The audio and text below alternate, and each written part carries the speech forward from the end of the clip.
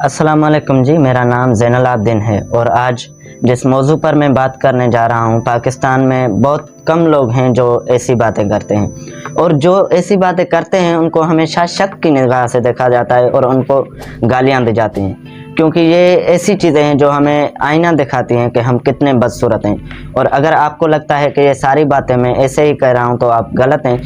World economic forum की जो 2023 की रिपोर्ट थी ग्लोबल जेंडर गैप के हिसाब से, पाकिस्तान को उसमें 146 ममालिक में से 142वें नंबर पर रखा गया। इसका मतलब ये इसलिए है क्योंकि पाकिस्तान में औरतों पर घरेलू तशद्दुद किया जाता है, ना तो उनको कोई एजुकेशन दी जाती है, ना तो उनको सेहत दी जाती है और ना मुआशरे में उनको कोई इज्जत दी जाती है। और जब वो अपने हकूक़ के लिए औरत मार्च का आगाज़ करती हैं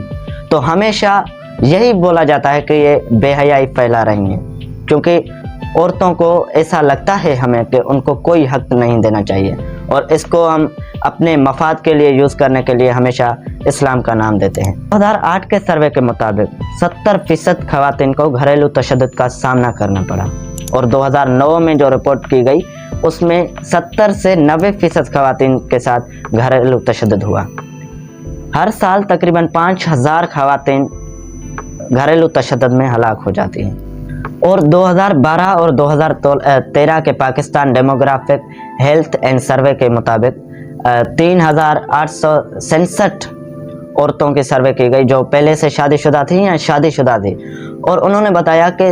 47% खवातीन ऐसी हैं जिनके साथ घरेलू तशद्दुद इसलिए होता है कि वो अपने शोहर से बहस करती हैं। ये तो सिर्फ वो केसेस हैं जो रिपोर्ट हुए हैं, आप अंदाज़ा लगा सकते हैं कि कितने ऐसे और केसेस होंगे जो कोई रिपोर्ट भी नहीं हो पाते हैं और गवर्नमेंट पता नहीं क्या कर रही है।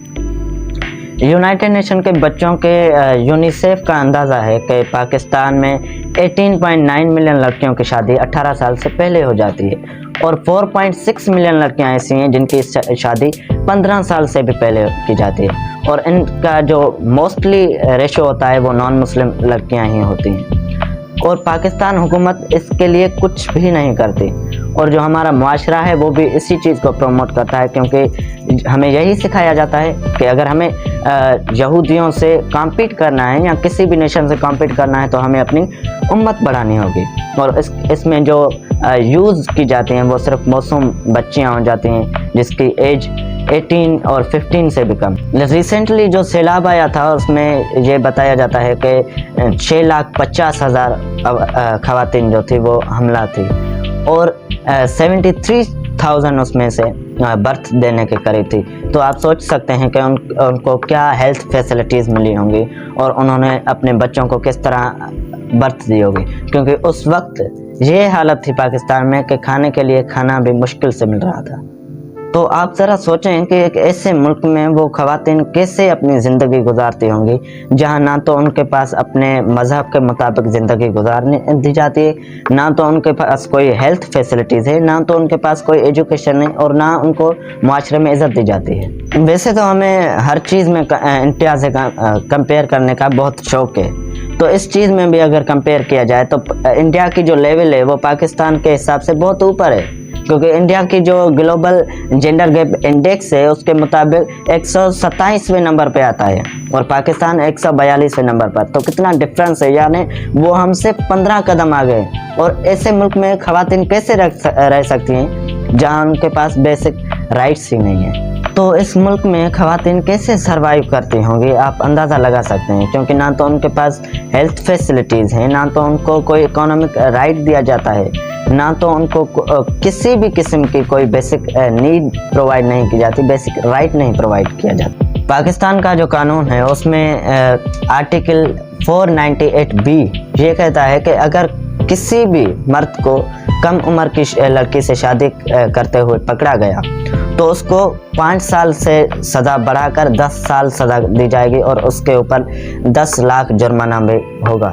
तो मैं पूछना चाहता हूं कि क्या ये जो इतने केसेस होते हैं तकरीबन हर साल हज़ारों की तादाद में, सैकड़ों की तादाद में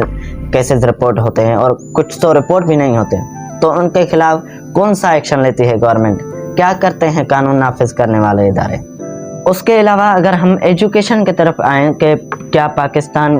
ख़वातीन को अच्छी एजुकेशन प्रोवाइड करता है या प्रोवाइड करता भी है, अगर करता है तो वो किस तरह की करता है। तो एक अंदाजे के मुताबिक पाकिस्तान में तकरीबन 22.8 मिलियन बच्चे ऐसे हैं जो कि स्कूल कभी नहीं गए और उनकी उम्र 5 से 16 साल की उम्र के दरमियान में है। इसमें आप ग्लोबल जेंडर गैप इंडेक्स की जो रिपोर्ट है उसका जायज़ा ले सकते हैं, वो आपको लिंक डिस्क्रिप्शन में मिल जाएगी। उसके अलावा अगर ये जो बच्चे हैं जिनको एजुकेशनल राइट ही नहीं है, वो आगे जाके अपने फ्यूचर में क्या करेंगी, वो क्या अपना राइट मांगेंगे और उनको कौन से राइट दिए जाएंगे।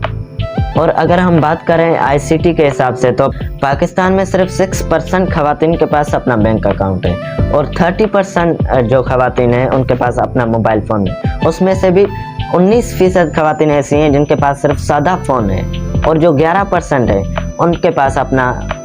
स्मार्टफोन है। यूनाइटेड नेशंस के मुताबिक हर मुल्क को कम से कम 4.5% ऑफ जीडीपी अपनी एजुकेशन पे इन्वेस्ट करना चाहिए और पाकिस्तान सिर्फ 2.5% इन्वेस्ट करता है। और अगर हम इंडिया की देखें जिसके साथ हम हमेशा कंपैरिजन करते रहते हैं, तो वो 2.9% यानी अप्रोक्सीमेटली 3% ऑफ जीडीपी अपनी एजुकेशन पे इन्वेस्ट करता है। तो इससे आप अंदाज़ा लगा सकते हैं कि पाकिस्तान में ख़वातीन के ऊपर क्या क्या चीज़ें हो रही हैं। उनको बहुत से बेसिक राइट्स हैं जो उन्हें नहीं दिए जा रहे हैं। और अगर वो ख़वातीन अपने हकूक़ मांगने के लिए बाहर निकलते हैं, वो औरत मार्च करते हैं, तो हमेशा यही कहा जाता है कि ये बेहयाई फैला रहे हैं और ये जो सारी चीज़ें हैं ये हमारे इस्लाम को नुकसान पहुंचाएंगी। तो आखिर में यही कहना चाहूँगा कि अपनी ख़वातीन को एम्पावर करें ताकि हम आगे बढ़कर एक अच्छी कौम बन सकें।